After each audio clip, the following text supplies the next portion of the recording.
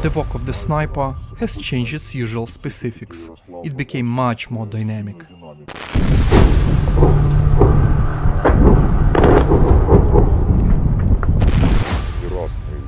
Often we came to the positions, communicate with the unit's commanders and ask, "Guys, organize silence for us."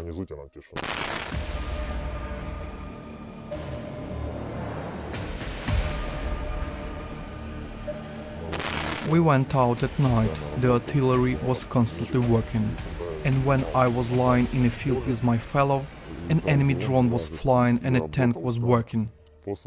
On principle, I don't count my shots. In any way, we kill living people.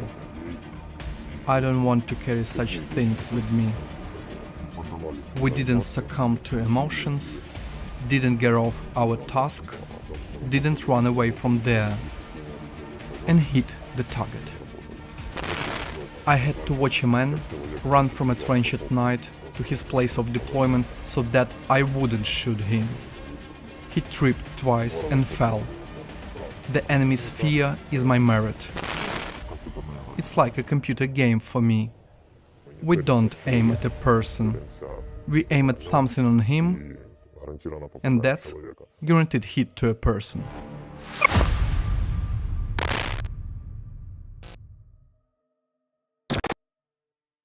We arrived on the rotation from January, before the full-scale invasion. In accesses Mariupol, Avdiivka, Marvinka. Our mission was counter-sniping. I had to work since the beginning of the full-scale war in the Luhansk axis. This is Shastya town. Since February 24th, there has been misfortune there. After Shastya, we got to Kremina, and we walked around Kremina at local settlements. We were not afraid of anyone more than a sniper. Now, during the full-scale invasion, artillery, tanks and aircraft appeared. Everything became much more complicated. The work of a sniper has changed its usual specifics. It became much more dynamic. We have to move into positions for reconnaissance at night, sleep in places where it's impossible to sleep at all, be cold, communicate with people who in fact have no time for you. The most crucial, there are a lot of UAVs appeared in the sky. They interfere with our work. We are visible when we move, because we need to get into the workplace somehow. We are visible when we move around. When we go in and disguise ourselves, we are no longer visible, because we don't move. A person flying a UAV cannot see a target that is not moving. We are visible through a thermal imager at night. We don't move at that time. If you're sure there is an opportunity for some break, to drink water, to have a snack and so on, then the second number helps you. If the enemy abandons its very well-equipped positions, if they begin to show themselves more often, almost in full growth, it seems like it becomes easier to get them. But every sniper has a problem – artillery. It doesn't allow us to walk calmly, but we find ways. We try to cheat somehow, to gain some time,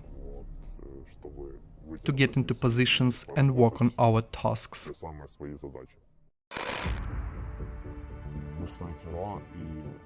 Snipers are not just professional shooters who always hit the target, but they are also reconnaissance men. We detect an enemy mortar, detect an ATGM operator, detect an armor and send the coordinates. It's much more important than just making a right shot and destroy a target. We meet with company commanders, communicate, get information, go out for reconnaissance, watch and make decisions. Most often, we work together with the armored forces brigades. We have no problem in cooperation with them. People listen to us when we present our ideas. We listen to their ideas, and there is always a consensus. It's interesting to work with all Ukrainian snipers, because everyone has own experience. Everyone brings, shows, we communicate, people share, and that is right. Now, there is no need to hide knowledge in ourselves. We need to share, so people can get this knowledge. We show what we know, what we can do, how we work. The guys show what they do. Each brigade has its own brigade snipers.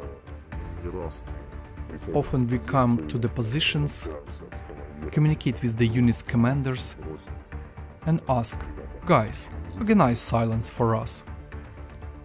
The less shooting there is from our positions, the more relaxed the enemy will feel on their side. But the more relaxed they feel, the easier it's for me. Where I have worked, there will be less shooting from the other side. They will know and be afraid that if they move out of the trench, something can fly there, because someone nearby was hit. The most important thing we have learned is to control own emotions. That's the most important thing for sniping. Because if you don't control your emotions, you won't be able to process the trigger properly and make a decision quickly and correctly. When you see the target, you begin to shiver, and this shiver transmits everything to the side. You need to exclude it, to develop it in yourself, to learn how to split the consciousness, to calm down. And you have to do it very quickly, because while you are doing it, the target can run away. How do I do it? I don't think I'm going to shoot a human right now. It's like a computer game for me. That's how I managed to calm down. It was outside Avdiivka when we went on our specific mission. We went out at night, the artillery was constantly walking. We needed to identify the target. Because the armored forces of Ukraine wasn't walking on those positions, the part of the village where we walked was controlled by Russians for 60%. And 40% were ours. Occupiers were pushing. The armored forces of Ukraine didn't know what was happening at the position where we were. Both sides didn't shoot at each other. When we asked where the target was, ours didn't know. And we had to identify the target without being noticed while entering. The main thing was to survive, and when I was lying in a field with my fellow, an enemy drone was flying and a tank was firing at a village, very close. The distance was 400, 300 meters, and slate and concrete crumbs flew at us. I was lying covered with a net and asking, are we not visible? And my fellow tells me, they focused on the village, not us. And if you don't move, they won't see us. But if you just move, we will be killed. Then I thought, wow, we are professionals in our field. We didn't succumb to emotions, didn't get off our task, didn't run away from there, and hit the target. We had identified the white armband and hit the target. I had to watch a man run from a trench at night to his place of deployment so that I wouldn't shoot him. He tripped twice and fell.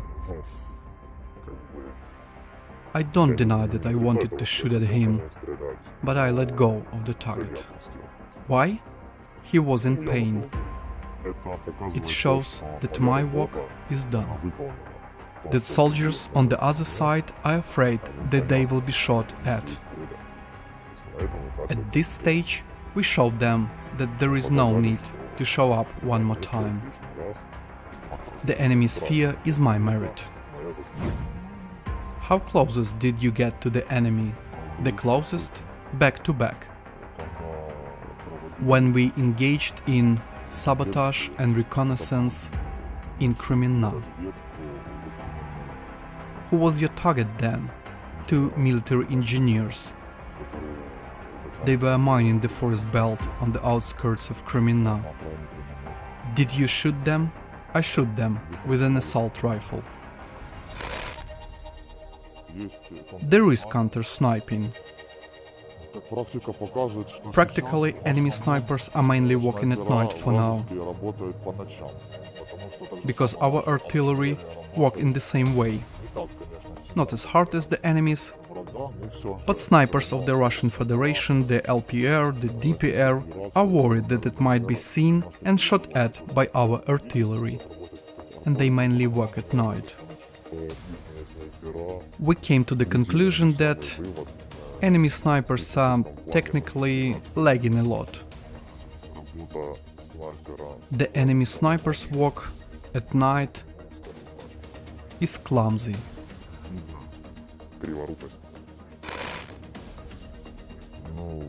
We have etiquette. We never shoot at a target we cannot identify. That's our main rule. And when there is at least a small chance that a civilian may be injured by our shot, we also won't shoot. On principle, I don't count my shots. And all my friends don't count either.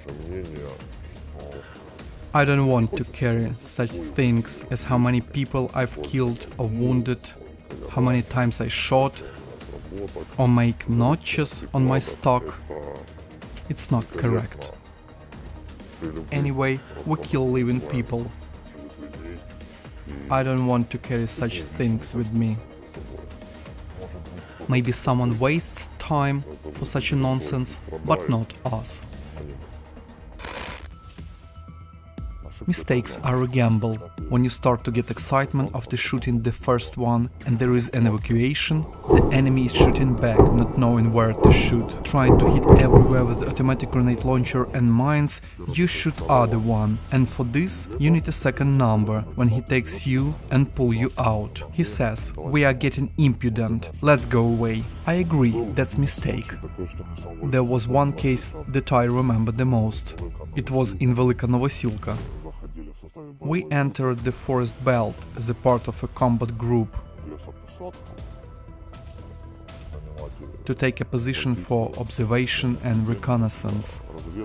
So I got excited, and it turns out that I, together with a group senior, went first with a rifle on my shoulder. We removed the tripwire, it gave a signal, just a clap, and the enemy started to shoot at us from the forest, just 10 meters away.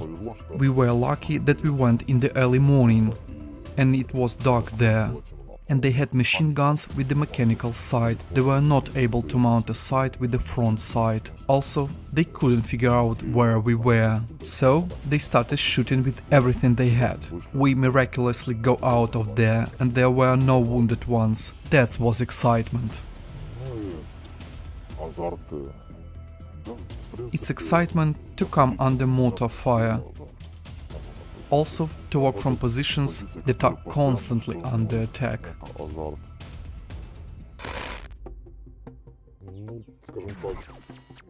We have not abandoned the Soviet sniper tactics. There are rational things, but not all of them. But we have reconsidered our attitude to rifles. We revised our approach to shooting. We revised the standards and switched to the new calibers. We switched to rifles that allow for more professional shooting.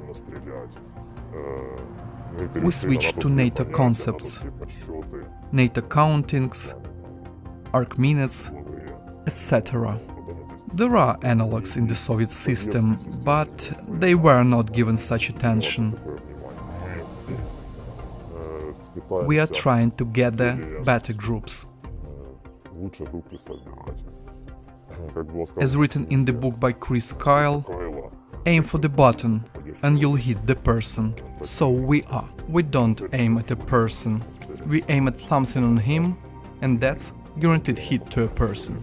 That's it. It's more interesting how a person overcomes certain milestones as a sniper, how he evolves from a simple cardboard killer to a professional sniper. We want to kick the enemy out of our land as soon as possible, and to ensure that a man from Urupinsk does not dictate his laws here.